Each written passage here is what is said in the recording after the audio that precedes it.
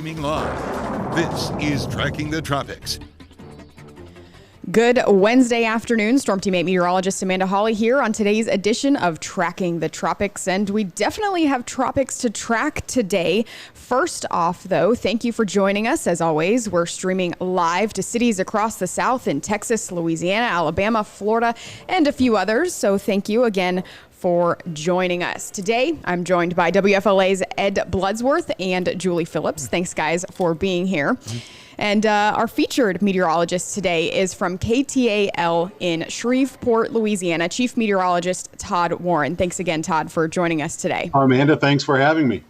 Yeah, so we've got a lot of tropics to talk today as we start to head into the brunt of hurricane season here. We're starting to see some activity ramp up, and we're not tracking one, but two tropical waves in the Atlantic, right, Ed? Yeah, that's right. Right now it's two areas of interest, and again, this is typically the time of year when things start to get a little bit more active out there. And let's go ahead and focus in on the first area.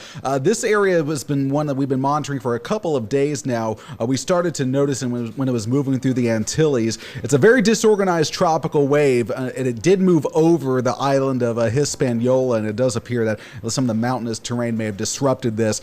But the Hurricane Center is still giving this about a 10% chance of developing within the next 5 days, and the area of concern is after it moves through the Bahamas, we'll be moving there off the east coast here. But again, this is a very low-end chance of developing. But Julie, at least for us in Florida, this is going to have some impact. Absolutely. Well, we're not expecting, at least the odds are very low, that we're going to see any actual tropical development from this system. The odds are very high that we're going to see some deep tropical moisture move in, especially for the end of this week and into the weekend. So across much of Florida, we're going to have that deep tropical moisture associated with this disturbance, and that just means more rain around starting up earlier in the day. This is wet season for us, but it's going to be a little bit wetter than normal as we head into the end of the week and the weekend. So fairly high rain chances. The deep tropical moisture will stick around through the start of the weekend before eventually beginning to push out. And again, Todd, we got this other system that's much farther out here, and this is just a sign that now that we're moving into the end of July and into certainly August, this is going to be the area that we start to see the expansion of what we consider a more active tropical area. So let's focus in on this second system. Exactly, and this one is out there. You can see the Hurricane Center indicating that we do have a moderate chance of this developing, and some of the global models too developing this system as it moves closer to basically the Lesser Antilles in that particular part of the in the Caribbean. You can see it is going to be moving over as it moves over the warmer ocean waters. That's one reason why we probably will begin to see this thing develop a bit more, and very possible we could see this become our next either depression or named tropical system. Yeah, we're looking at the sea surface temperatures and temperature anomaly. So basically everywhere where we've got yellow and orange, that represents where we have sea surface temperatures that are running above average. And of course, the blue represents cooler than average here. So it's a pretty large expanse from the Gulf of Mexico through the Northern Caribbean and the Eastern Caribbean, all the way onto the Atlantic. We are seeing above average temperatures. So as Todd mentioned, that's why we are expecting to see this system, or at least some of the global models have been strengthening this. And you can clearly see that, Julie, with the precipitable water forecast, the tropical moisture.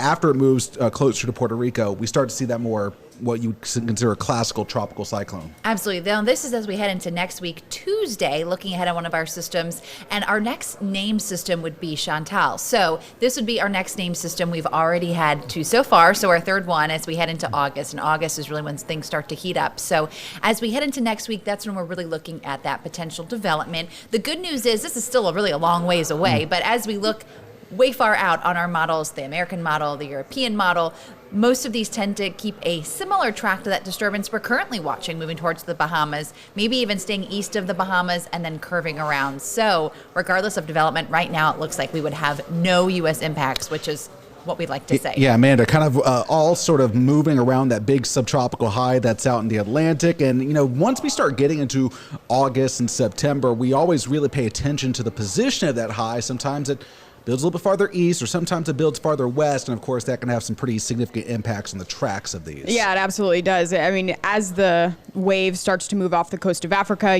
that high is steering it towards the United States in that westerly track. But then as it rounds the base of the high on the left side, that's when we start to see that recurve. And like Ed was saying, depending on the strength and the position of that high, it just depends on when it recurves. A stronger high makes the tropical wave or the cyclone go a little further west towards the United States. So we always like to see a high that is either a little weaker or a little positioned further out east in the Atlantic. But right now, like you mentioned, the models keep that wave off the coast of the United States, even farther east of the Bahamas. So no impacts for us here in the United States, but we have to remember it's 9 days out, and a lot of things are going to impact where that goes 9 days from now. So we'll keep an eye on it every single day. Yeah, and as we mentioned, Todd, now I believe this is the first time we've had multiple sort of areas of interest out in the Atlantic this season. And you look at the climatology, it's not very unusual to start seeing multiple systems that the Hurricane Center starts to watch out in the Atlantic Basin.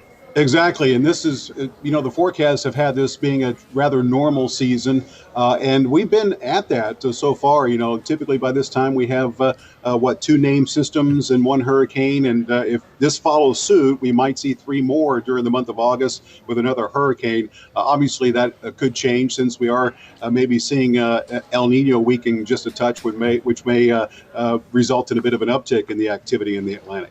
Yeah, this is the time of year we start to get updates in the forecast there, Julie, from all the various entities, NOAA and Colorado State. Yeah, and we have another update from them coming out soon. And also August, while it's more active, it's also when we really start to look and the coast of Africa, of where that development forms. So we start to see some of the development a little bit farther east in the Atlantic as the waters are warming up. And this is really the month where I think consistently over the years is when we watch those waves come off Africa, and we just hope that they do, like we just saw with the wave we're watching right now, curve and stay out to sea. The good news is it takes a long time for those waves to trek across the Atlantic. So, we continuously get model updates and different runs and where one of those models or one of those waves may go. But if you think back to the sea surface temperatures that Ed was just showing you a couple minutes ago, there was that patch of blue off the coast of Africa right now. So the good news is as those waves move off the coast of Africa, it's not a very good environment for those waves to develop. But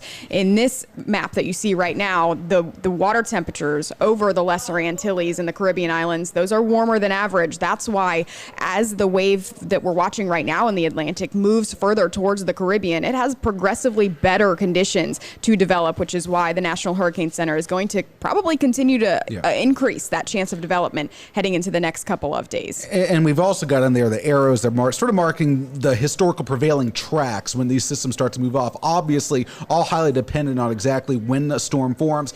As Amanda was mentioning, the strength of that tropical high. But again, we start looking at this area expanding, and then Todd, as we move into September, then it's kind of the entire Atlantic is fair game at that point. Exactly. These things could go anywhere, as you mentioned. Really depends on the where the Bermuda high is. My concern is, we'll start to see. We've had a relatively, by our standards, tame summer. We really haven't that much heat.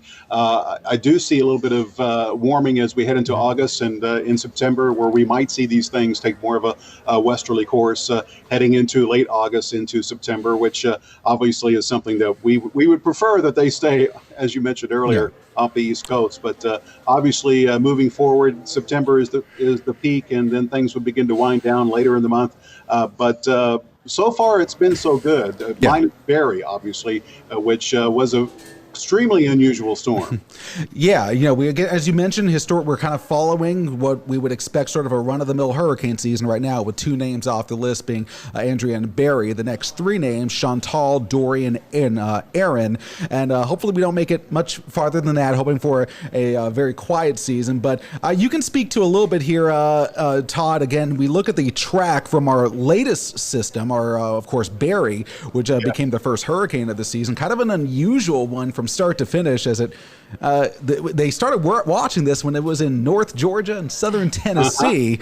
I think when we started showing those maps on air, we had a lot of folks even like on our Facebook page saying like, what? How is this starting over Tennessee, and how is this going to potentially become a hurricane? But talk about some of the impacts that you all felt there in Shreveport after this Barry made landfall. Very unusual. It had a lot of dry air associated with it when it made landfall on the northern half of its circulation. And the center moved within 10, 15 miles of Shreveport, which is where I am. And as it moved past that Sunday, we really didn't get anything from it. We got maybe during the course of the few days as it was approaching, moved past here, we got maybe a third of an inch. The day that it moved past, we had winds of 5 to 10 miles per hour, gusts maybe up to 20. That was about it. It was when it moved past and we got on the bottom side of its circulation, that's when we had some problems issued. You're looking at video here from Dirks, Arkansas. It's a small town in the southwestern sections of Arkansas, northern part of our viewing area. They received over 16 and a half inches of rain from Barry, and it broke a record for the entire state of Arkansas for a July tropical system. Also broke a 24-hour rainfall record for the entire state of Arkansas. That location picked up over 16 inches of rain in 13 hours. And if you put that in perspective for our area, that's about 3 to 4 months worth of rain in 13 hours. And obviously you see pictures like this, which result when you get that much water that quickly. And the water went down just as quickly as it came up, as there was a city park there in Dirks that was heavily damaged as they're trying to get that ready for a festival that's going to be going on there soon. So again, and the thing too about Barry is that all the impacts occurred well away from the center of the circulation of the storm, as was illustrated here by the heavy rain in our area, as the center was up in Missouri at that time. And I think this is just a kind of a really good reminder to talk about, after these storms make landfall, we always talk about, the water is the main issue with tropical systems, of course, at landfall. But even far inland, and considering the amount of water that we had, the amount of flooding that we had, we showed pictures of that all spring across the northern tier of states and all that flooding down in the Mississippi. And Julie, I mean, it doesn't take much for a slow-moving tropical system to just make river flooding exacerbated. And of course, Mississippi River has still been running well above average for quite some time. Absolutely. You don't have to have a major hurricane to have major flooding in inland spots. If you look from Texas all the way to Florida across the southeast, we've had sometimes tropical storms, even tropical depressions. If they don't move and they sit over an area and have really deep tropical moisture, we can get those rainfall totals, 15, 20 inches of rain. And to put that in perspective for us in the Tampa Bay area, we see a lot of rain this time of year. We haven't seen 16 inches in all of July and June put together, and we have some wet areas. So that puts into perspective for you. But it doesn't take a really strong system to cause a lot of inland flooding. And I got a question. Yeah, go ahead, Amanda. Yeah, I was just going to say, it all depends what happens before the tropical system arrives, too. If you've had a rainy season, your soils are saturated, and the rain that falls with the tropical system doesn't have anywhere to go but sit there. So lots of factors go into play. And Todd, I've got a question for you because with Barry, because that dry air that we mentioned, it was very strange when we were looking at a lot of the forecast models in terms of total rainfall from this. This, I think, was a great case in point to talk about how important the exact track is, because when you got some dry air intruding into the storm, you could see a very sharp gradient where some areas barely get touched with rainfall, but then you go maybe 10, 20 miles to the east or west, you get someone who gets a massive amount of rain. Exactly, and that's the point. That's exactly what happened with Barry that night, that Monday, Tuesday night, after obviously it moved past here.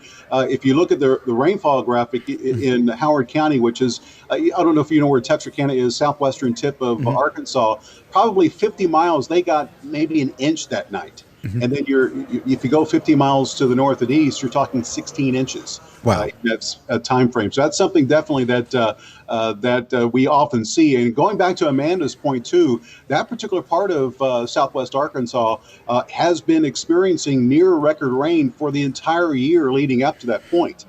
So that's another thing that contributed to the flooding that they experienced there. And another concern with us with these tropical systems, obviously for our part of the country, April, March, April, May, June is basically our wet season. So we get these tropical systems that come in July, we are a bit more concerned because obviously, especially this year, most of our area running above normal, they tend to cause more problems. So the fact that we had the dry air, we were very fortunate for most of our area that we didn't see that much of an impact from Barry thanks to that dry air.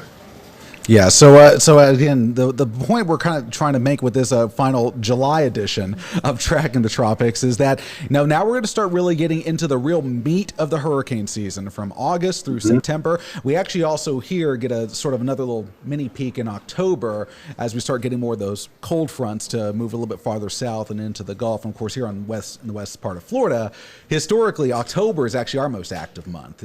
Absolutely. I mean, we have a lot of those systems. We have a cold front that will make it in, and that's just enough to spawn off a low that quickly develops into a tropical system. So we're on high alert all the way through the end of October here in the Tampa Bay area. And that's what we will continue to do every single week right here. Every single week on Wednesday. That is our normal edition of Tracking the Tropics, but we're going to have special editions of Tracking the Tropics as long as there's something out there to track and continue to bring you guys updates. So I think that we've hit home today that, we're tracking those two systems out in the Atlantic right now. We've got one in the Caribbean. We've got one in the Atlantic. The system that's in the Caribbean likely just going to bring southwest Florida quite a bit of rainfall heading into the next couple of days, Friday and Saturday. But the system that is out in the Atlantic right now, that's the one that will bear watching coming into next week. So before we sign off, I just want to reiterate, we'll have another special edition of Tracking the Tropics coming tomorrow at the same time and the same place to track any new developments and any further increases in the chance for development from the National Hurricane Center. So tune back in tomorrow, 1:30 Eastern, 12:30 Central, right here on this app, website, or social media platform. For now, thank you, Ed and Julie, and of course, thank you, our guest meteorologist today, Todd, for joining us. We'll see you tomorrow. Thank you for watching Tracking the Tropics.